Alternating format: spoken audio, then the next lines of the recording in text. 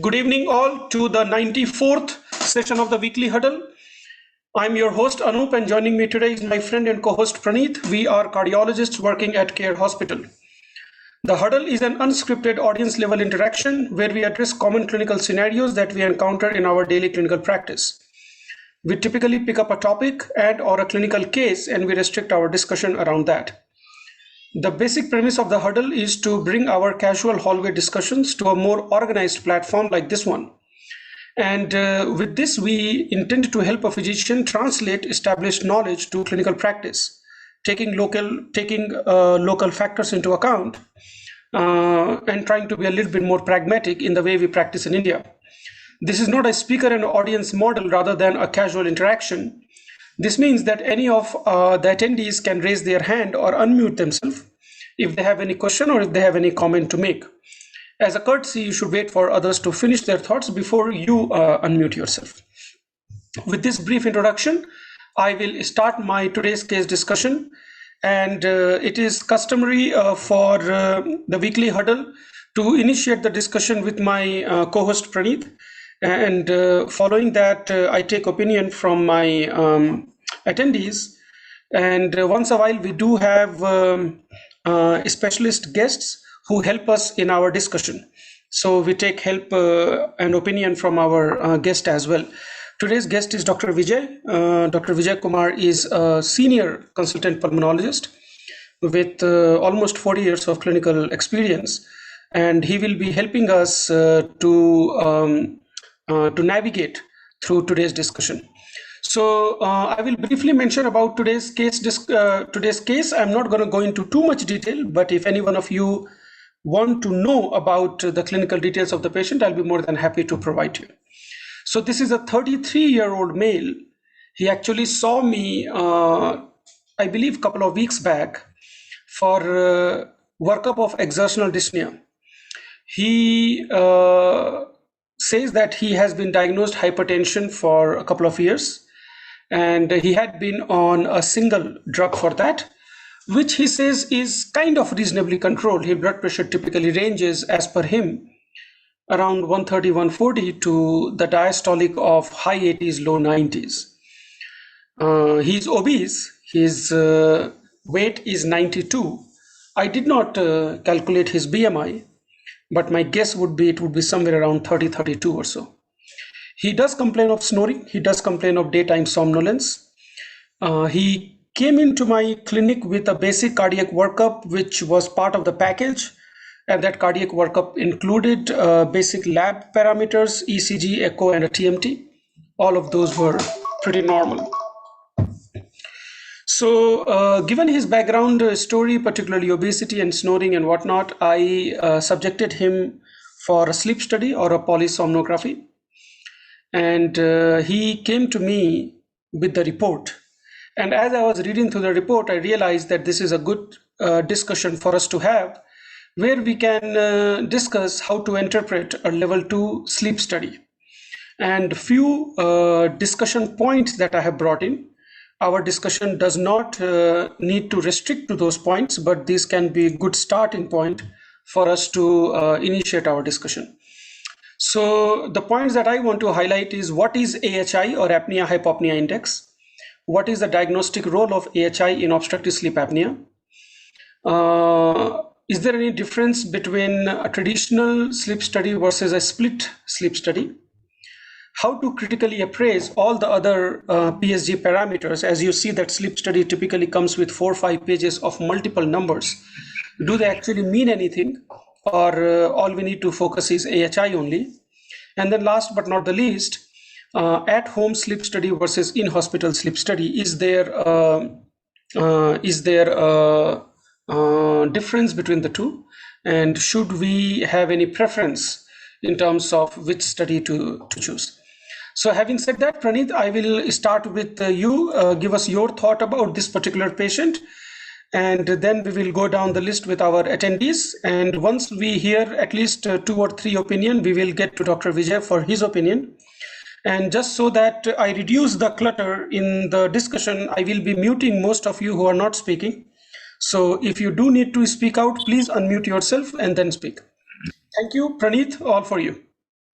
Yeah, Anoop. So, obese patient who is having symptoms suggestive of sleep apnea, ordering a sleep study. The interpretation of sleep study for me, I will look at the AHI index, the apnea hypopnea index, and the magic number for me is less than 5. If anything which is more than 5, it is abnormal.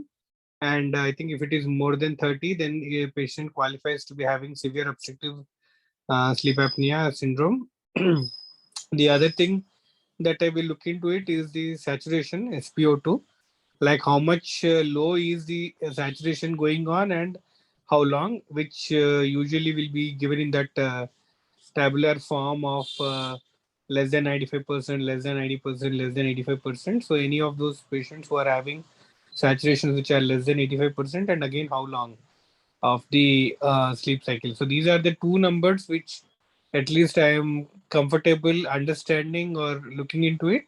And once AHI shows that the number is more than 5, then I will kind of say that the patient is having sleep apnea syndrome, would suggest him or recommend him to take CPAP. With that counseling, I would recommend the patient to a pulmonologist.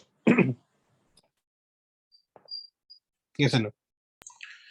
Praneeth, other questions. I want to understand your familiarity of the questions that I pointed up. Yeah, can you ask one by one so that I can answer? Okay, so AHI, you said more than 5. You advise CPAP. Is that correct? Like AHI more than 5, I make a diagnosis of OSA. You classify as mild, moderate, severe. If person is severe, which is more than 30, then I would definitely recommend.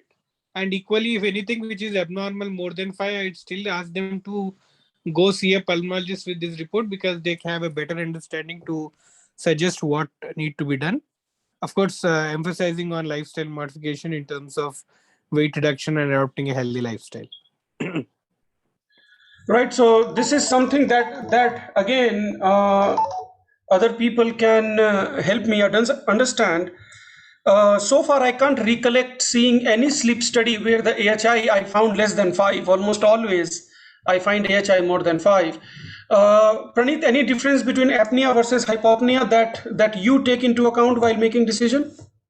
Not much. It's a total AHI index that I look into it. I don't specifically dissect it out in looking into how much was apnea and how many were hypopnea. Traditional sleep study versus split study. Do you actually advise split study, or you just go with the traditional study which is there? Frankly speaking, I'm not aware of this split study versus a traditional thing. I'm here to know about these things in today's session. In hospital versus at home. I think at home is what I would suggest because that is what we mimic in the real life scenario where patient is more comfortable to get sleep at his own place, and that so-called confounding factors can be eliminated. So I would recommend in-house sleep study versus hospital sleep study. A level 2 sleep study versus level 3 sleep study. I believe the number of parameters that you collect or the amount of information that you collect is where these levels come into picture. Again, this is something where my knowledge is limited. Okay, perfect. Praneeth, thank you so much for that starting comment. I will continue my discussion with the rest of my attendees.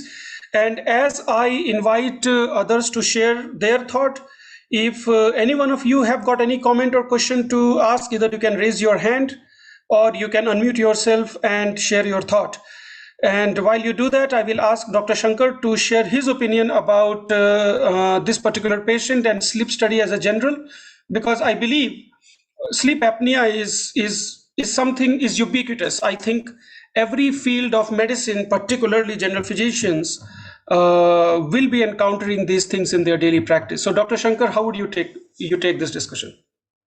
Good evening to all. My special thanks to Dr. Vijay Kumar, who is the expert today. I'm Dr. Shankar from Jagityal. Yeah, just I would like to share, and at the same time, I give a gist of OSA to begin with.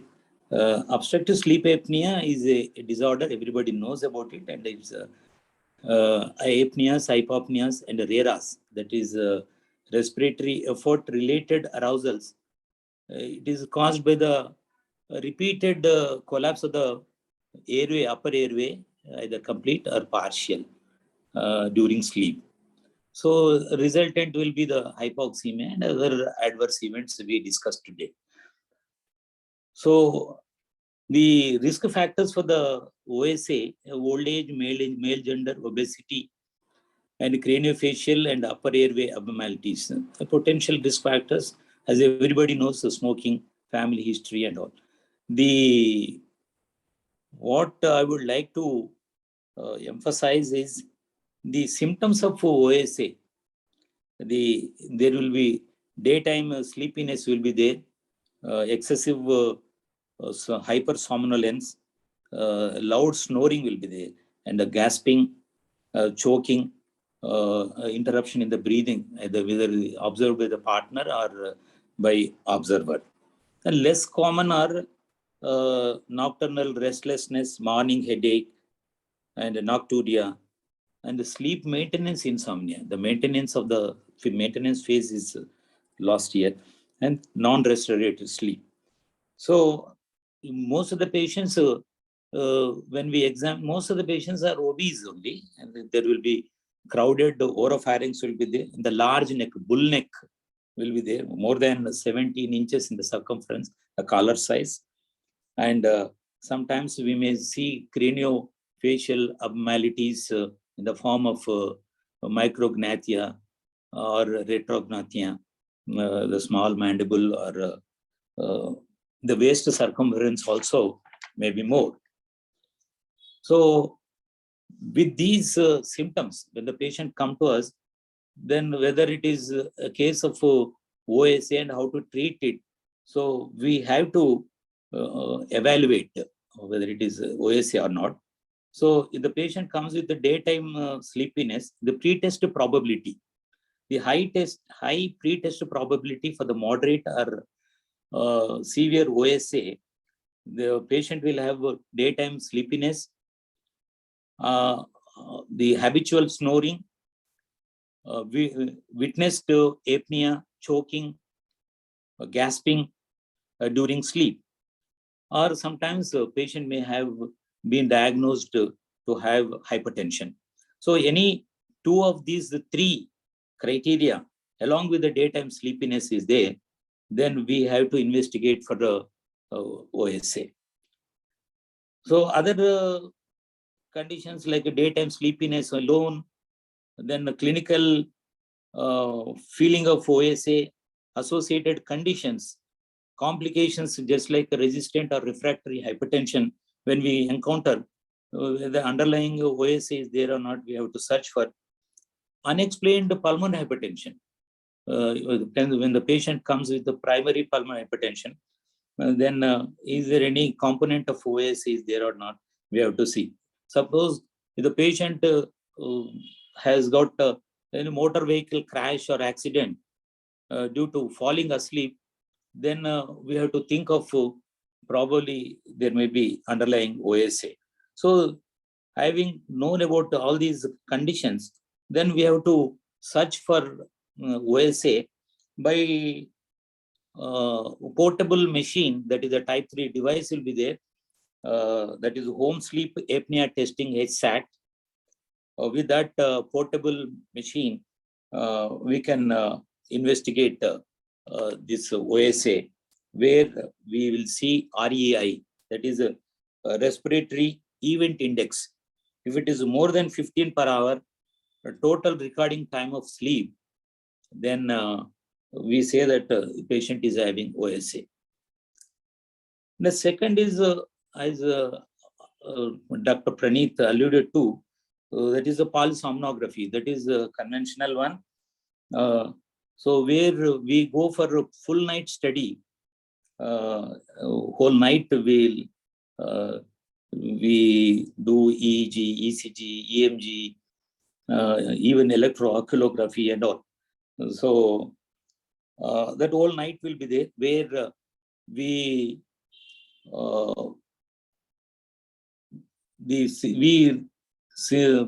entire night period we'll see the apnea, hypopnea index we'll see. If it is more than 5 to 14 events per hour of sleep, plus one or more associated conditions. What are the associated conditions? Sleepiness, non-restorative sleep, fatigue, insomnia, habitual snoring, waking up with breath holding, even coronary artery disease, stroke, congestive heart failure, atrial fibrillation, type 2 diabetes mellitus, hypertension, mood disorders, cognitive decline. All these things, they are all sleep-associated conditions. If these conditions are associated with this AHI index, that is apnea hypopnea index, between 5 to 14 events per hour of sleep, along with this one or more conditions of this sleep associated, or if the AHI index, if itself is more than 15 per hour of sleep, then this is OSA is positive. Then another, this is a full-time study. The full-time study or even a split night study also, these criteria will take AHI and RDI. The RDI is the respiratory disturbance index. They're almost the same. Then in that, the respiratory disturbance index is apnea, hypopnea, and the RERA. That is a respiratory effort related arousals.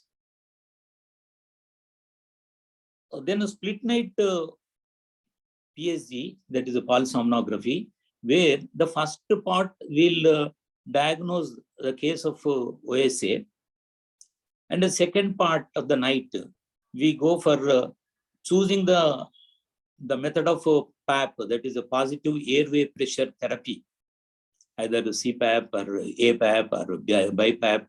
So what type of positive pressure therapy we choose and titrate. But whereas in the full night study of polysomnography, we only diagnose the case of OSA. In another sitting, we go for choosing the positive airway pressure therapy and the titrate.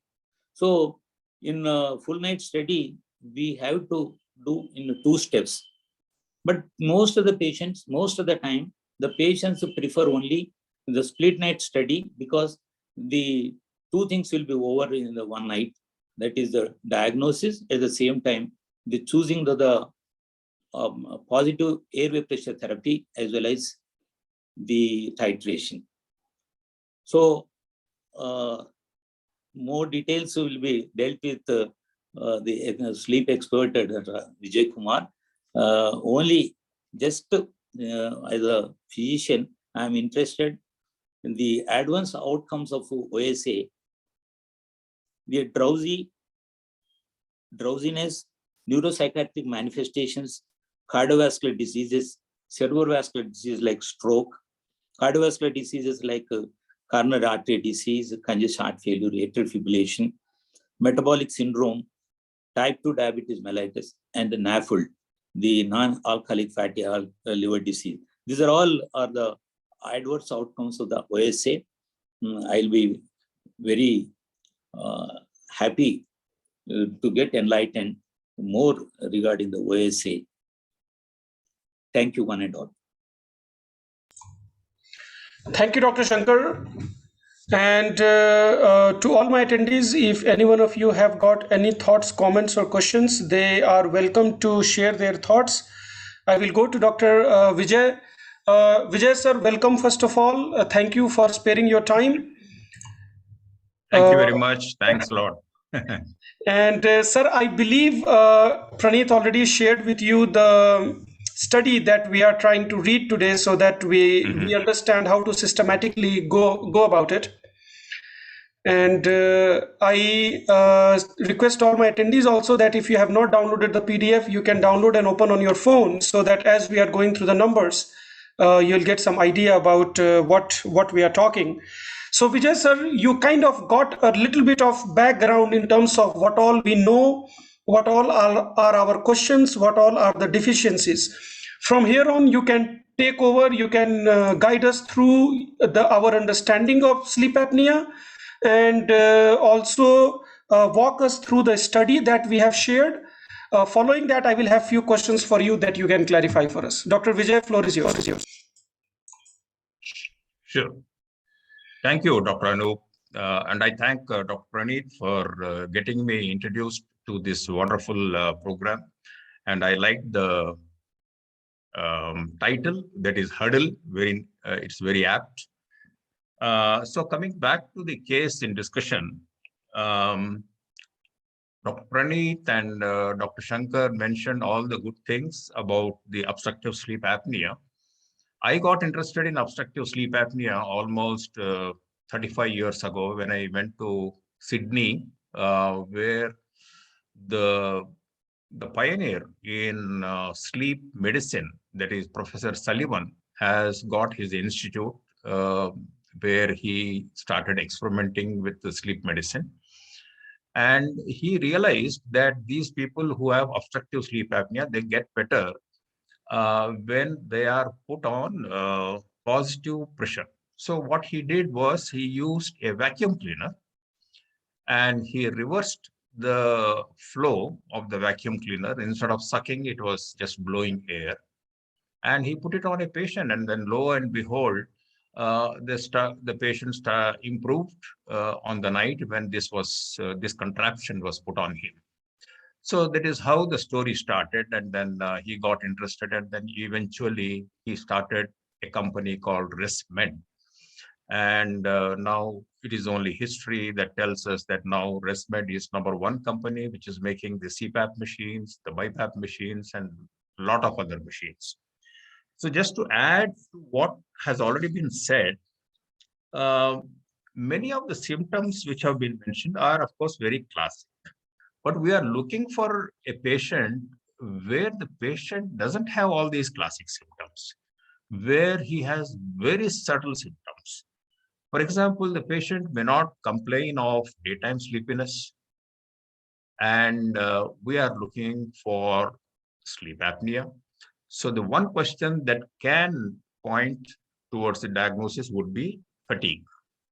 Do you feel tired towards the post-lunch time, or do you feel like stopping the work and then taking rest? And unfortunately, this fatigue is a very common symptom which can even happen in heart failure. It can happen in so many other diseases. Then the other symptom which goes unnoticed is mood swings, especially those who are working in companies or offices. They can find this. And one of the most important person to appreciate the mood swings is the spouse. So whenever we are interviewing a patient in whom we are suspecting obstructive sleep apnea, it is always desirable that we have the spouse in the clinic, in the consultation chamber. And when you ask, do you snore? The patient says, no, I don't. But the wife says, yes, he does. So valuable information can come from the spouse. And it is a good idea to tell the spouse to do a video recording of the patient when he is snoring. And you would see that the patient is snoring and all of a sudden the patient stops. So that is apnea. And then after a while, maybe after 10 seconds, 20 seconds, 30 seconds, sometimes even 2 minutes, the patient will start breathing again, as if he has been thrown into a small lake, and then he's trying to come up to the surface and then trying to breathe. So that is a very, very classic description. And then the spouse who is recording can record that. That is the arousal and the rebreathing, which starts after a period of apnea.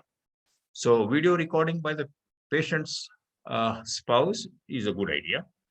And apart from the mood swings, patients have depressions, they have forgetfulness. Again, when you ask the patient, do you have forgetfulness?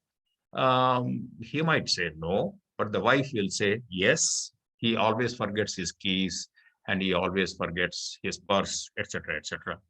And then irritability is again another thing which is very subtle, especially in the family.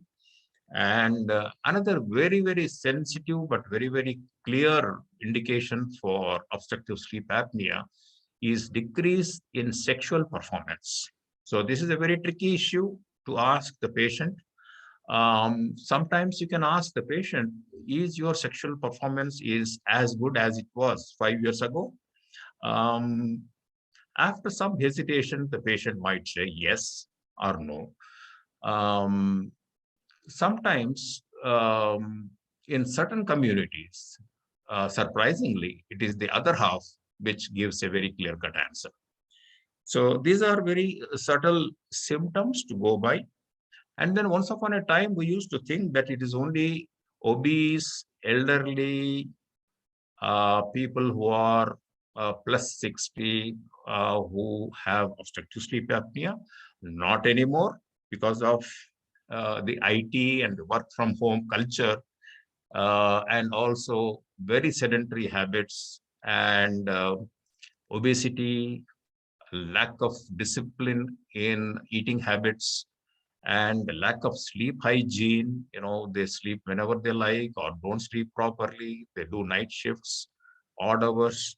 So we find that the obstructive sleep apnea is found in young people, just like this case. This person is 33 years and he's already overweight, BMI somewhere close to 26 or 27, and uh, very classic, very classic. I'm not surprised to see this type of patients with obstructive sleep apnea diagnosis. So age is no bar, and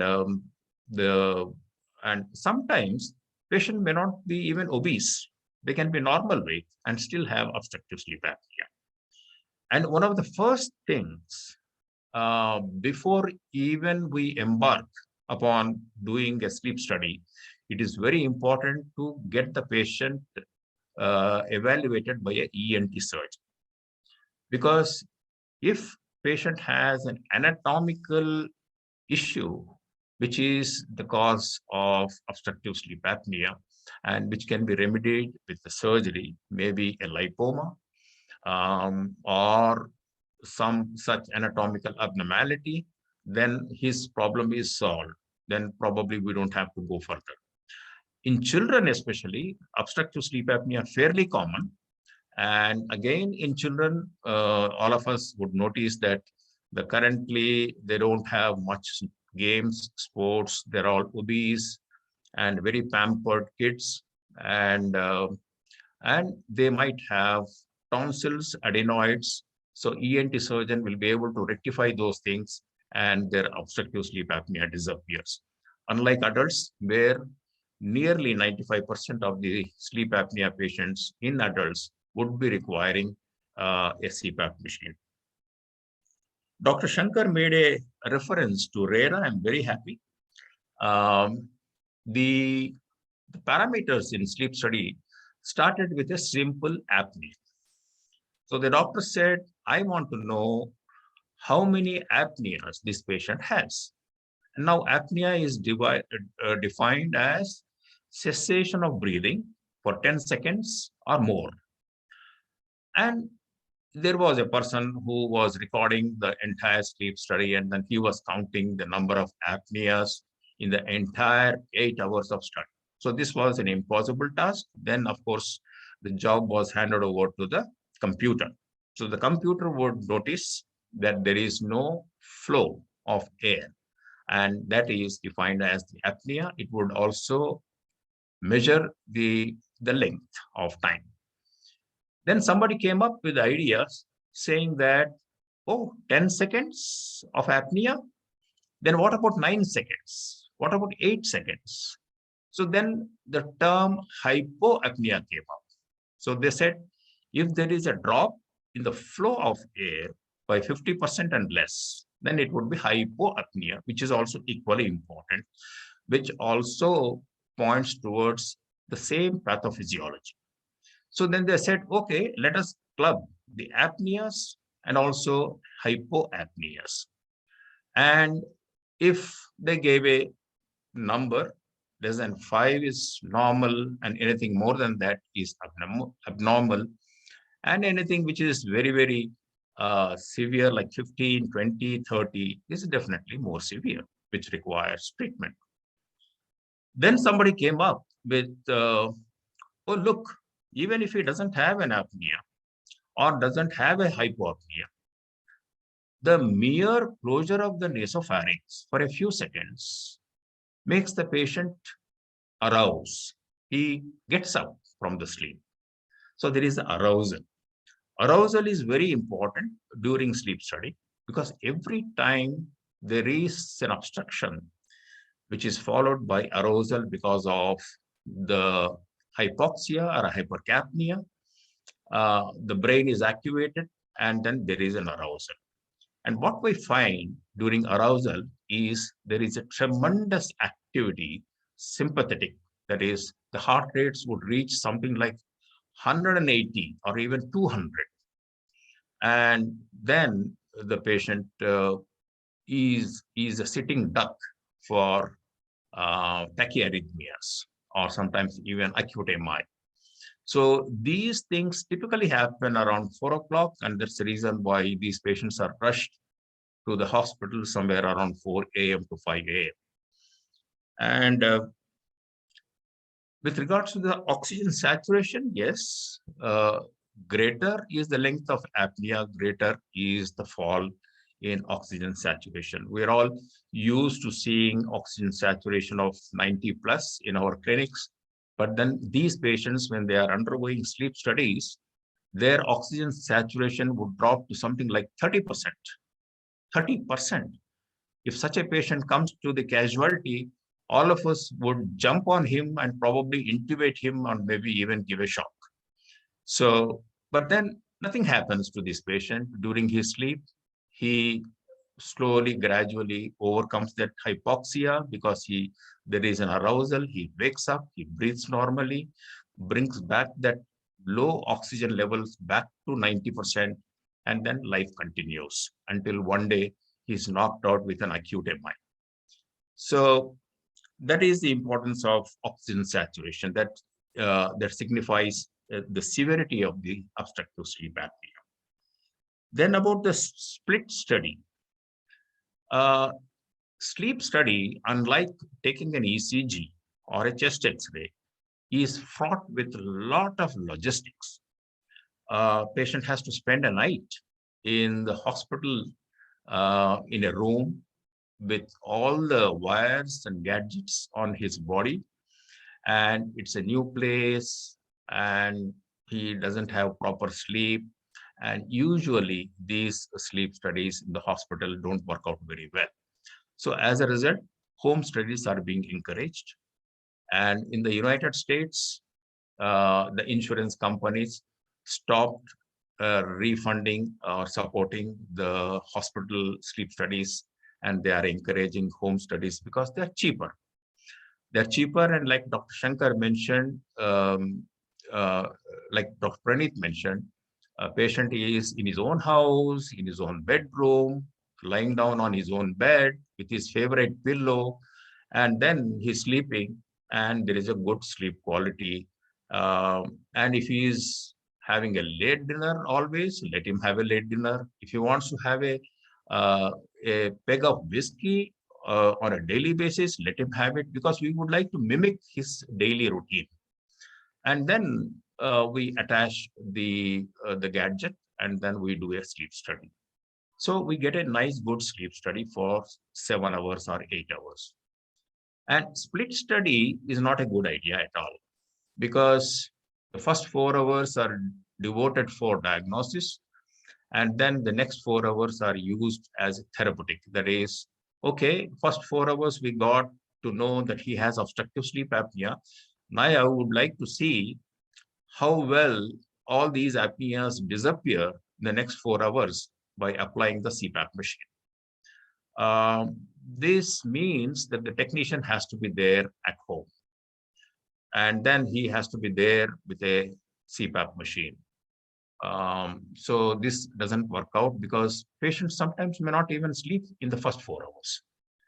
So better to do a full length, regular sleep study. And then once you have a diagnosis in your hands, then probably you can advise a CPAP. And it is not necessary to titrate the CPAP because we know for sure that most of these people require something like 10 centimeters of water pressure to negate or neutralize the obstruction. The obstruction is calculated as peak crit, that is pressure which is critical pressure in the nasopharynx. So this has to be neutralized. Now we have automatic CPAP machines which have got an algorithm where when there is an obstruction, it will increase the pressure as much as to neutralize that particular pressure. And if the obstruction is not much, then probably the pressure will slightly drop down.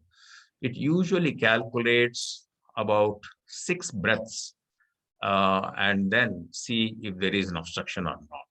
And then there is an algorithm written, and then automatically the CPAP machine would be going up and down. And what we see practically is the pressures required are mostly between 7.5 to 10, rarely up to 12 centimeters of water pressure. So having said that, CPAP, I think we should not advise for an obstructive sleep apnea patient in the first consultation. We need to see if there are any rectifiable or remediable factors. If the person is just a lazy guy, given to poor food habits, poor sleep hygiene, and absolutely sedentary, then probably we can encourage him and also the spouse to change all these things, to change the food habits, to change the sleep hygiene, go to the bed at the same time, get up at the same time, and before going to sleep, switch off all lights, make the room cool and dark, no sound, and then no blue light. That means no watching television, no watching the laptop, and no cell phone for at least an hour or two before going to bed. So these things will certainly work in quite a good number of patients. If the patient doesn't change and the patient is not active, then probably in the second or a third consultation, we can advise CPAP machine. And again, let him try the CPAP machine for a month, because CPAP machines are available on a rental basis. He can get one on a rental basis, use it for a month. And if he feels comfortable, happy, quality of life has improved, and then probably he can go ahead and then purchase. Most of these CPAP machines which are rented out are brand new machines. So after a month, if he decides to buy, he can keep the same brand new machine with him. So this in short is what I wanted to say. If there are any other questions or anything else that I need to be more elaborate, I will be happy to do that. Sir, thank you so much for that comprehensive discussion. Could you just go through the report very, very quickly, highlighting what is important stuff that we should be looking at? Like everybody mentioned, first and foremost is the duration of the sleep time. When the machine was hooked on, and then when the machine was taken off, and then when did the patient go to sleep and when did he get up. So this is very important, because there's no point in trying to analyze a very short sleep of 2 hours or so. So it should be a minimum of 6 hours. Then it stands for scrutiny. Secondly, we look at the apnea, number of apneas and number of hypopneas, and A plus H index, apnea, hypopnea index. That would be very important. Anything less than 5 to 10, probably we can disregard, because up to 5 is, according to the textbook, is normal, but up to 10, practically we can try to manage with conservative methods.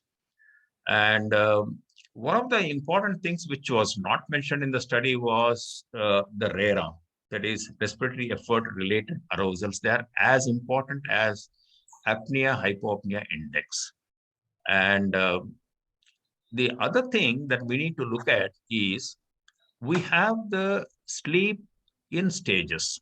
One of the things that happens in level 2, level 3 is as you go higher up in the studies, you have to do more parameters where you also hook up the EEG to look at the sleep stages.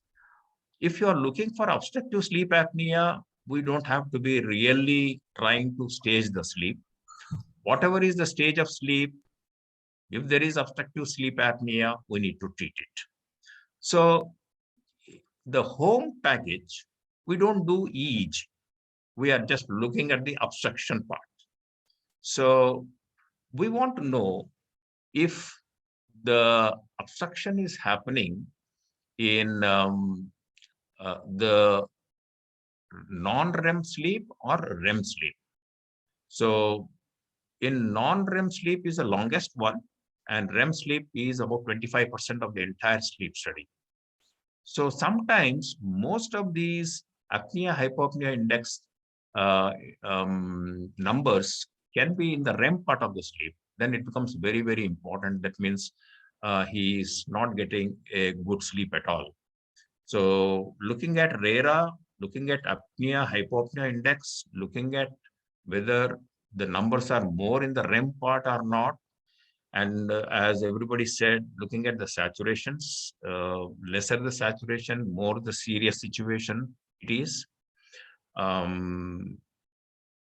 So this patient has got an apnea hypopnea index of, I don't have that number. Is it 30? It's 21. 21, certainly significant. But then since he's only 33 years old, we need to go a little deeper into the history about all those things which I mentioned. And if there are some remedial things which can work out, I think we should advise that. And we have to give him at least about a couple of months time to get back to a disciplined life, in which case probably many of his symptoms might disappear. So a few questions that I have as I'm reading through the report. Does sleep efficiency has got anything to do with our clinical decision making? In this report, it's 68%. Yeah, no, it's since the entire thing is being done by a computer, we can keep on generating any number of parameters based on all the things that the computer is noticing. So it's just like the ECG, in the ECG, many times a lot of things are written by the computer, but then experienced cardiologist like you might say WNL. So, Right. so the patients will heave a big sigh of relief. Sir, central versus obstructive versus mixed. How to differentiate these numbers when it comes to decision making? Yeah, the matter is simple. 95% or even more than that are obstructive sleep apneas. Central sleep apneas are very, very less in the practice. They're usually secondary. For example, in heart failure, you would notice that the patient has got central sleep apnea, and they might have even abnormal breathing patterns like chain strokes breathing. So these also can be remedied with CPAP machine, of course. But if you can treat obstructive sleep apnea, the central sleep apnea also automatically gets negated. The other reason for doing the higher level sleep studies is to look for insomnias, parasomnias, and very complex sleep disorders where the central sleep apneas will figure in. That falls in the realm of the neurophysicians who are interested in sleep medicine. But they are very rare, so we don't have to really pay much attention to that. I'm trying to read through some of the reports and some of the questions. Sir, this level of study we did talk about a little bit, level 2 versus level 3. Is there a level 1 as well? And as a cardiologist, what should I be ordering in my patient? Yeah, the minimum, level 1 is, putting a pulse oximeter. Okay. Okay. To look for hypoxias. So Okay. Just like our ICU pulse oximeters, where there is a continuous recording of the oxygen saturation, and in the morning you come and see the graph, and then see if there have been any dips in oxygen saturation. So that would probably indicate. But then otherwise, level 2 would be to measure the flow of air at the nostrils and the movement of the chest, movement of the abdomen.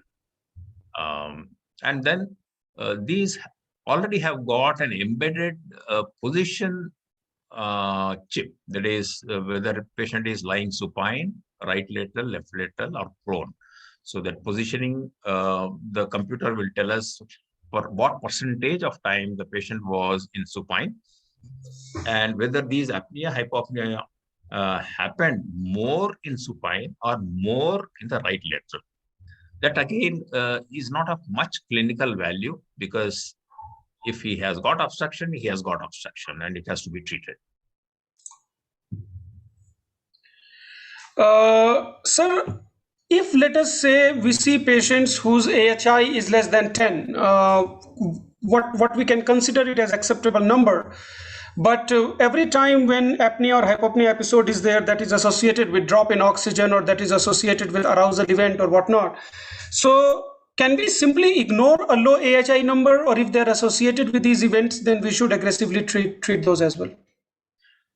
Provided the clinician is convinced that the patient who is sitting in front of him, who is 33 years, is clearly a lazy guy, sedentary, no physical exercise, and very poor sense of nutrition. And if he can be remedied, and if your words, your personality can change him, then of course we can allow him to get back to a normal lifestyle. But if you think that no matter what you say is not going to make any change, then of course advise a CPAP machine. So talking about the remedial steps, you mentioned about some of the corrective features in the nasopharynx, particularly polyps or turbinate hypertrophy and whatnot. How about surgical correction of sleep study of obstructive sleep apnea as a treatment option? Like we talk about all this palatoplasty and whatnot, tonsillectomy and everything. What is your opinion? I know it's kind of a controversial topic. What is your opinion on this? Yes. We had sleep conferences where we had invited ENT surgeons, and ENT surgeons have conducted sleep conferences where pulmonologists were invited. And one of the most favorite topics was a pro-con debate about the treatment of obstructive sleep apnea. And then I was part of this pro-con debate almost 4 times. So where I argued that CPAP is the best. Of course, the ENT surgeon always said, UPPP, that is uvulopalatopharyngoplasty, is the best. But then now literature says that it is a very ghastly surgery, and patients have a lot of problems with swallowing, phonation, etc. And unless the ENT surgeon is highly skilled, complications are quite common. Secondly, if the surgery fails, then later on, when somebody else orders for a CPAP machine, the CPAP machine also fails. So there is a double danger with this. So, and the other thing is quickly, because the primary problem in the obstructive sleep apnea is the hypotonia of the nasopharyngeal muscles. So that cannot be corrected with surgery. So hypotonia has to be remedied with a positive pressure. So that's the reason why CPAP machines work very well. Few more questions, sir. I'm reading through. Patient who routinely take alcohol and or sleeping pills to go to bed, when we are advising them to go for sleep study, should we advise them to continue their habit or stop it for that day, understanding that these drugs, they do affect the sleep pattern? Yeah, I think we can ask them to continue their sleeping pills and also their dose of alcohol, because we would like to mimic his daily night habit as closely as possible. If the patient has come to you with all the problems, all the symptoms, this is because he has been using all these things like alcohol or sleeping pill. He has been using it, and with that he has come to you. So we would like to see what exactly is happening with his sleep on a daily basis. Right, and I would think that if a person is that much into alcohol and or sleeping pills, and if they have sleep disorders, then probably the optimal clinical management would be to first try to get them off those before we actually embark upon diagnostics and whatnot. I know it's more difficult than yes. Yeah, we are now slowly walking on the thin ice now, because when we say alcohol is okay, then there has been a debate long time back, because people say, I get patients who are 90 years, reasonably fit for their age, and after giving treatment for their lung problem, as they leave, they ask very softly, "Sir, I always take 90 ml. Is it okay? Can I continue?" Then I usually say, you're already 90 years and you have lived a good life. Why do you want to stop it? Please continue. Right. I think that is very pragmatic. Questions I'm reading in the chat box. Split study, will that not affect sleep pattern and in turn result? Swapna, I think that question is answered. I think split study is going out of favor for those reasons. Santosh asks, is there exercise for oropharynx to deal with sleep apnea? Sir, is there any exercise or physiotherapy that we can recommend? Actually, there are very few studies. I assume that some of the breathing exercises advised by the Patanjali Yoga Sutra, like pranayama, might help, but they do take a long time. And not everybody is so convinced about doing pranayama, Kapalabhati or Anulom Vilom. But then if somebody wants to do it, maybe we can give them a trial period of a couple of months. But there are no studies. The guidelines have not mentioned any study which mentions about it. Then the question is, treatment remains same for central sleep apnea. I think, Santosh, that question also has been answered. Central sleep apnea typically have a secondary cause, like heart failure for that matter. And if there is any neurologic cause, that needs to be addressed. But if we do put CPAP on them, then it does help. Dr.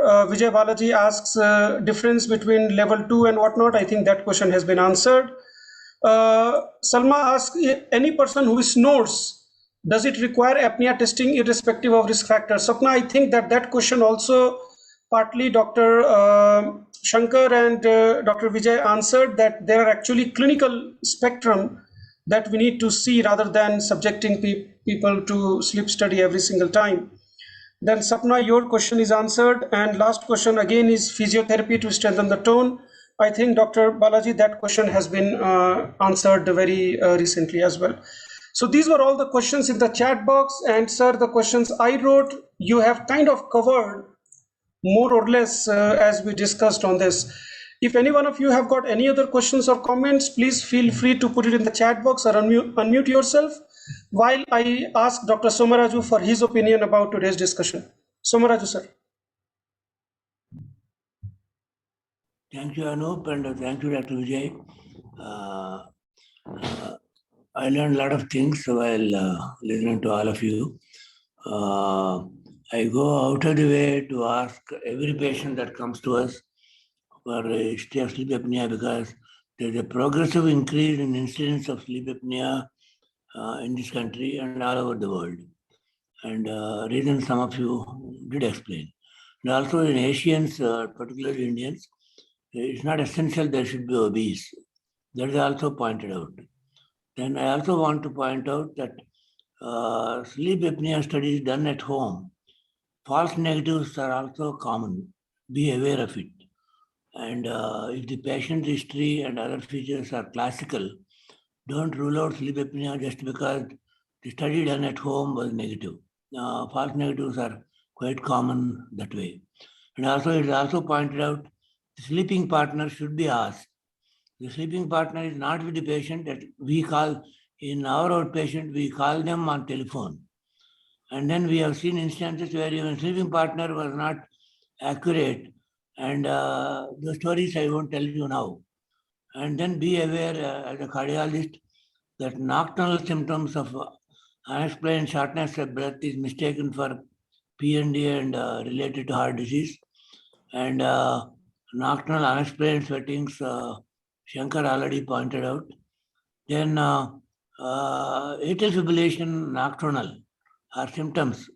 Arrhythmias nocturnal should be considered as related to sleep apnea, but it is not essential that atrial fibrillation occurring during daytime is not related to sleep apnea. Be aware of it. And then finally, sleep apnea is not a disease related to ENT surgeons or pulmonologists. It is everybody's disease. And be aware of it as physicians, cardiologists, and everybody. Thank you. Thank you, Somaraju sir. Vijay sir, actually, sir's comment made me ask a question to you. There are at times where we have patients whose clinical symptom and everything kind of pretty much speaks of sleep apnea. We pretty much say to the patient that I don't need to test you. I know you have sleep apnea because of all the spectrum of symptoms or signs that they have. And now we know that machines are automatic. Most of the machines are so-called in the auto-PAP mode, where it kind of pretty much sets what pressure and settings that they need to. When such scenario comes, is it even needed to do a sleep study? Can't we simply just put the patient on CPAP in that case? Excellent question. Excellent.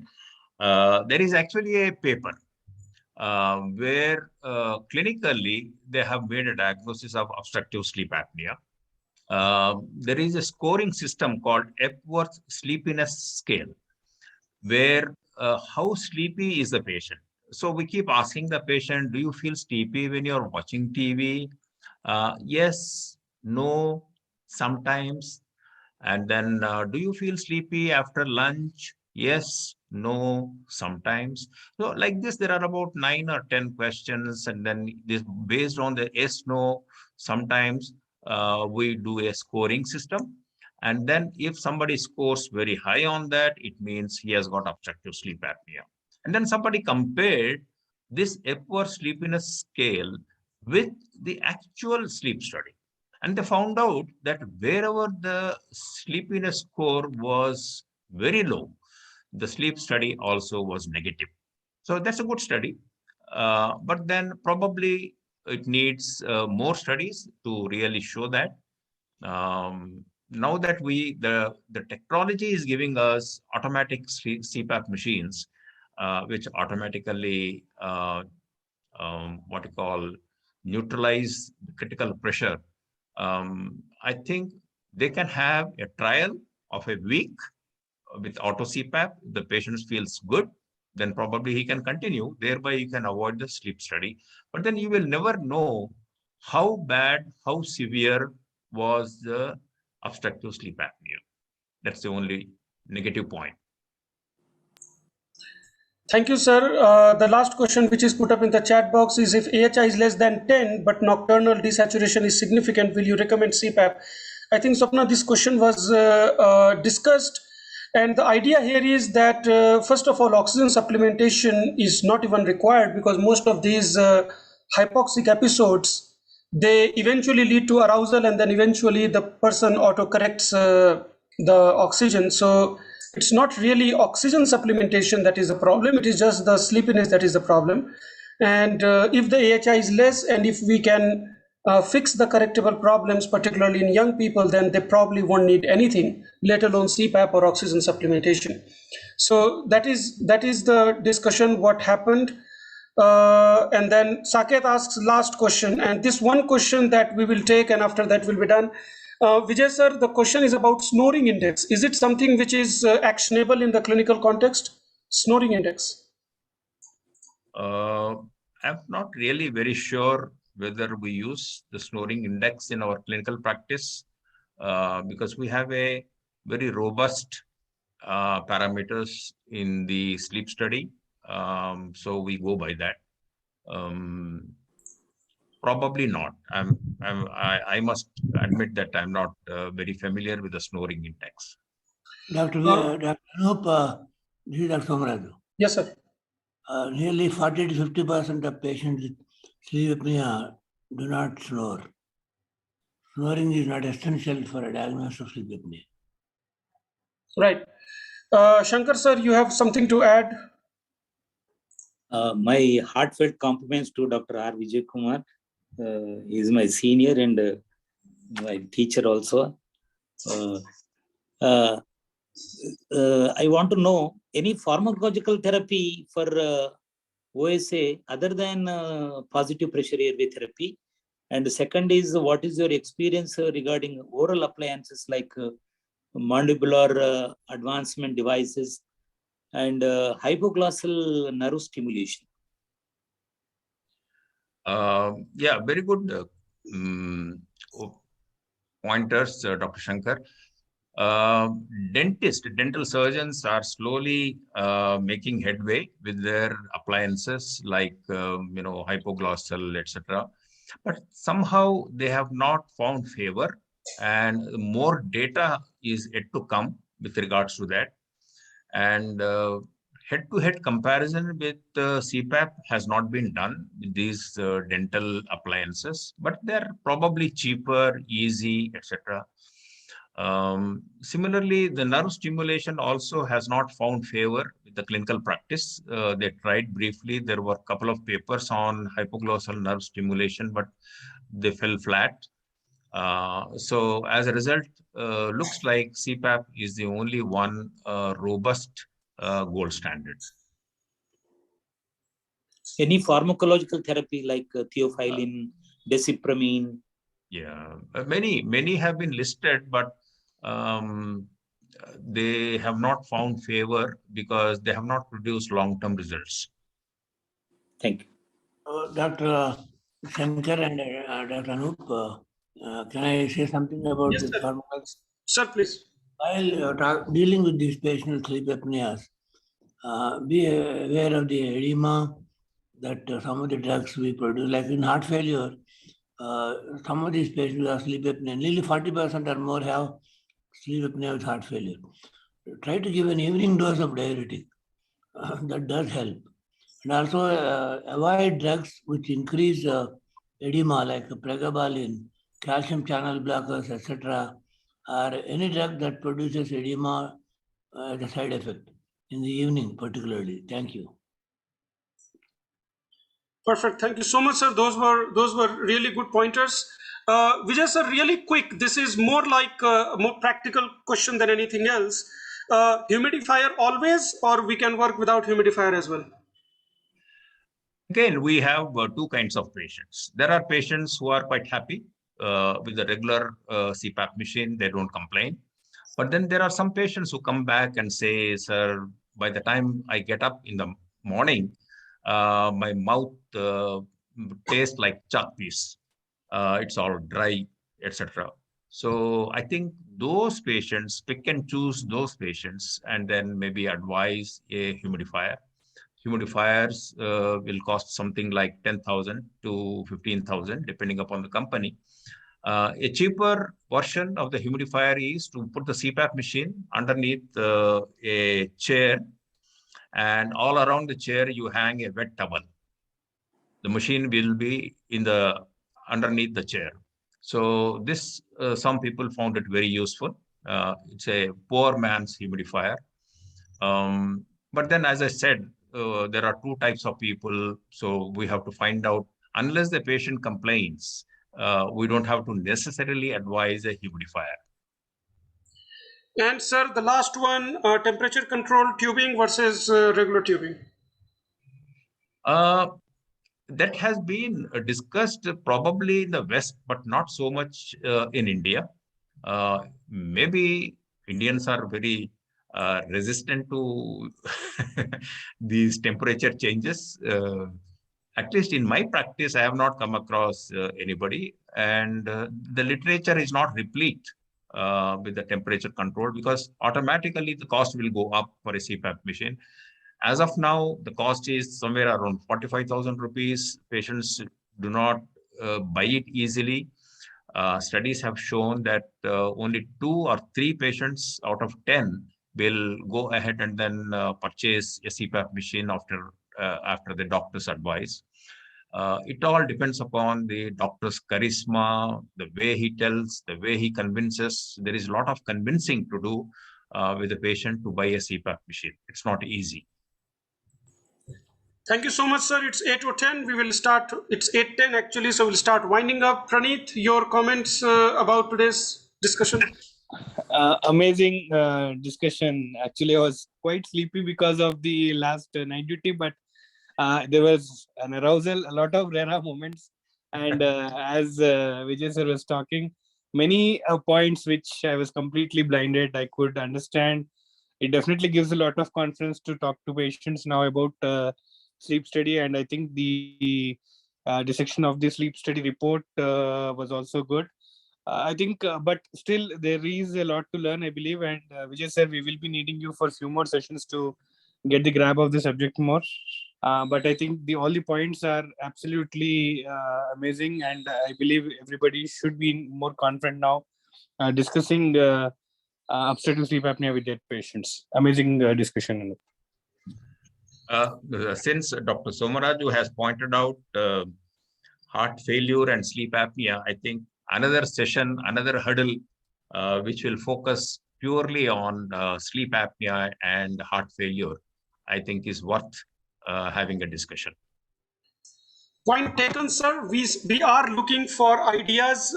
This is our 94th session, and believe me, we are running short of ideas about what we should be including, because my criteria is we should be including those topics which should be relevant to pretty much every single practice, not just related to cardiology or whatnot.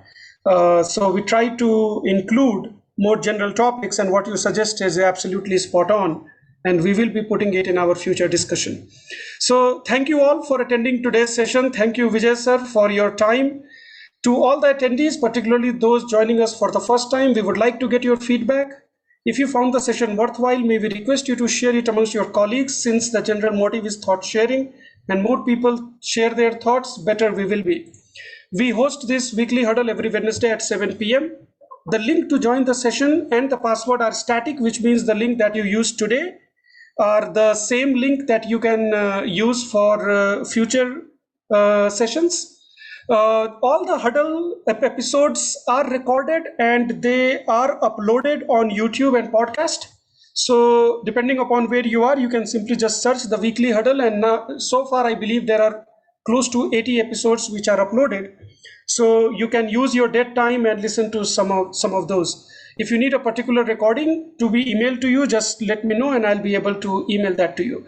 One last thing, this is more of a housekeeping issue. Next Wednesday, both of us, me and Praneeth, we are occupied with some of our personal work next Wednesday and the coming Wednesday thereafter. So for the next 2 weeks, we are taking a pause for the weekly huddle. We typically take a pause once a year around New Year, but this time it just so happened that both of us are committed for the next 2 Wednesdays. So we will be coming up again after the 2 Wednesdays. So I will post it out in the WhatsApp group, so you can. Yes, sir. Anoop, call that huddle apnea. Yes. So I will post it in the group on the WhatsApp group, so you can look into that. And if you have any other comments, questions, or thoughts, we are continuing our discussion on the WhatsApp group called the Weekly Huddle. If you are not a part of it, you can join and be a part of that as well. So thank you all really for this fantastic discussion. Lastly, thank you, Dr. Vijay, for your time. We really appreciate it. And good night all. We will see you after hiatus of 2 Wednesdays. Good night, guys. Take care.